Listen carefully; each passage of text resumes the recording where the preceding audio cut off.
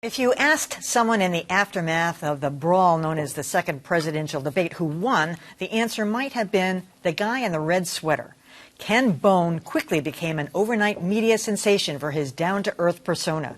But now there are probably more than a few news outlets that wish they waited before jumping on this bandwagon.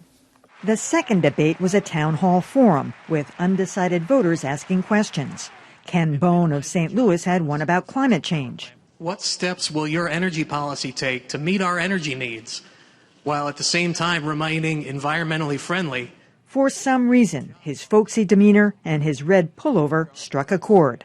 The internet blew up. So when I turned my phone back on, when I got back to my car at about 10:15 Central, and I had a few thousand missed messages. Do you have any idea of how adorable you are? First, I want to say. That's a definitive yes. Bone became the darling of the cable networks. I know you have a 12-year-old son, Logan. Does he think you're pretty cool tonight? Today, having internet-famous dad is the greatest thing ever. Oh, if it could have just stopped there. But Bone agreed to do a Ask Me Anything session with Reddit. Details that would make Donald Trump blush, as in how he liked Jennifer Lawrence's nude photos, the ones that were hacked and made public. I saw her butthole. I liked it, he wrote. Bone also wrote that pregnant women in swimsuits look like human submarines. So Mr. Bone got his 5 minutes of fame, and now it might last a lifetime, or at least longer than the sweater. Logan says dad is the best kind of famous, internet famous. I wonder what he thinks now.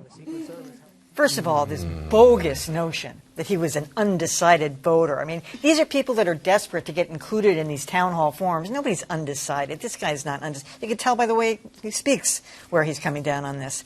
And, you know, I just have to say, it's like, here this guy is, you know, thrust into the limelight like this. Nobody warned him. Nobody said, hey, this might not be a good idea. Now, of course, he's apologizing to Jennifer Lawrence because he, too, got trapped up in this. He said something about Trayvon Martin, which he claims was taken out of context. He said the killing was justified. He said, oh, he was just quoting the report from the Department of Justice. And, you know, he laid out, it's fair enough, I'll go along with that. But he says he now realizes. But, I mean, the idea, and he's got all these aliases he uses and the internet and everything. He was using the same one when he started up against it. People could easily go back and figure out who he was. Well, you know, this is a perfect, and I'm going to sound like John Keller on this. This is a perfect example of the internet, the worst aspects of the internet culture that we live in.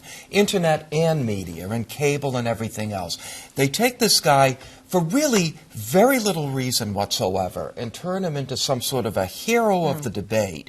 And then within a day or two, they figure out that some... Joe the plumber. Yeah, Joe the plumber. Some months earlier, he had said some offensive things on Reddit. So now, you know, they build him up and they tear him down in a matter of 2 or 3 days. And now his life has probably been ruined. And I'm not defending what he said on Reddit some months ago, but, you know, he's just some schlub. He didn't say anything that horrible. And it was all for nothing. It was all for absolutely nothing.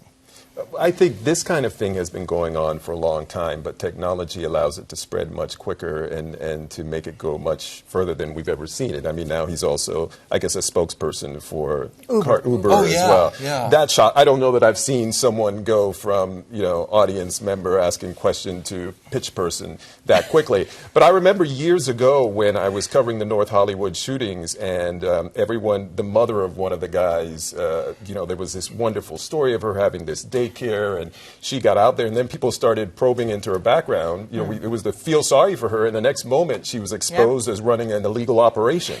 And it really blew up in her face. So we see this a lot where people get out there, they get their, you know. How about the guy, the singing homeless man? Exactly. You're right, that's right, with the baritone voice, you know, wonderful voice. So we've seen it before, but this one's a little unusual because technology allows it to blow up so quickly.